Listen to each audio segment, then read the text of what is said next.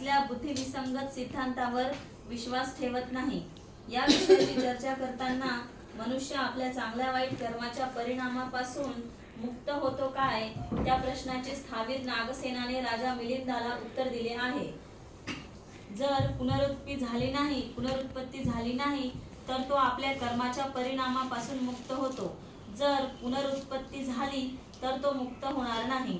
राजा मिलिंद म्हणाला, नागसेन, एक उदाहरण देऊन आपले म्हणणे अधिक स्पष्ट कर। राजा, असे समज, एक मनुष्य दुसऱ्या माणसाचे आंबे चोरतो। चोरणारा शिक्षापात्र ठरतो काय? होय, परंतु दुसऱ्या माणसाने ज्या आंब्याचे बीज जमिनीत लावले होते ते आंबे त्याने चोरलेले नाहीत। मग तो शिक्षापात्र का? कारण त्याने जे आंबे चोरले ते लावलेल्या आंब्याचेच परिणाम स्वरूप होते। त्याप्रमाणेच हे राजा, हे नामरूप चांगले अथवा वाईट कर्म करते आणि त्या कर्मापासून दुसरे नामरूप जन्मास येते, म्हणून पहिले नामरूप आपल्या दुष्कर्मापासून विमुक्त राहू शकत नाही। वा, छान नागसेना।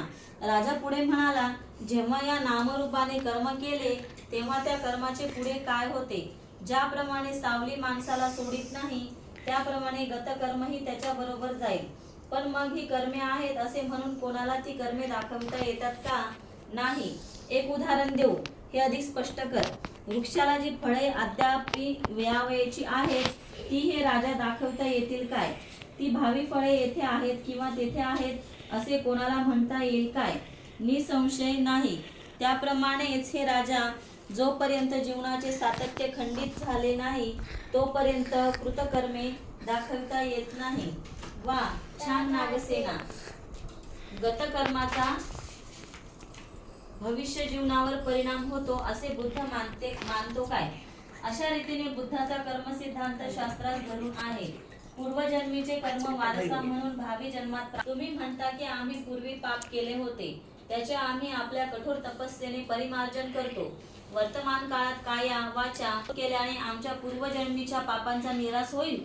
मग तपस्येने मागील पापांचा निराश झाल्यावर आणि नवी पापकर्मे करावयाचे थांबल्यावर आमचा भविष्यकाळ शुद्ध होतो। भविष्यकाळ शुद्ध केल्याने गतकाळ परिणामहीन होतो।